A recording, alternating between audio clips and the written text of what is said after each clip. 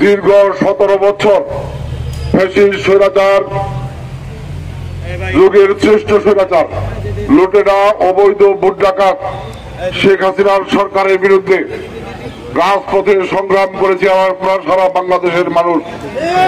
সেই সংগ্রাম করতে গিয়ে অসংখ্য নেতা কর্মী, জনতা, ছাত্র জনতার জীবন গিয়েছে। দুর্ভাগ্যজনকভাবে আমরা দেখেছি স্বৈরাচার সরকারের পতনের পরে আজকে 9 মাস অতিবাহিত হলেও জামালপুরের জেলা প্রশাসক এখনো ফ্যাসিস্ট সেই স্বৈরাচারের দূষরদেরকে নিয়ে পরিচালনা করছেন।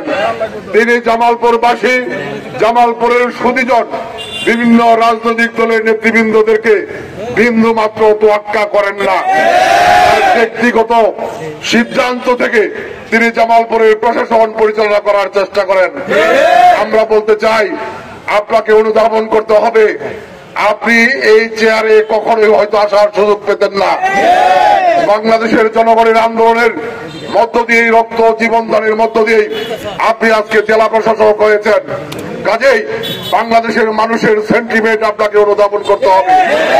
আমরা লক্ষ্য করেছি বাংলাদেশের সোসাইটি জামালপুরের জেলা ইউনিটের একটি কমিটি উনি প্রস্তাব করেছিলেন যে এই কমিটিতে আওয়ামী লীগের দোসররা রয়েছে, যে এই কমিটিতে রেস্কিউদের সাথে যারা সম্পৃক্ত না, কখনোই আজীবন সদস্য না, কখনোই রেড ক্রিসেন্টের সাথে সম্পৃক্ততা ছিল না, তাদেরকে সদস্য হিসেবে প্রস্তাব করা হয়েছে।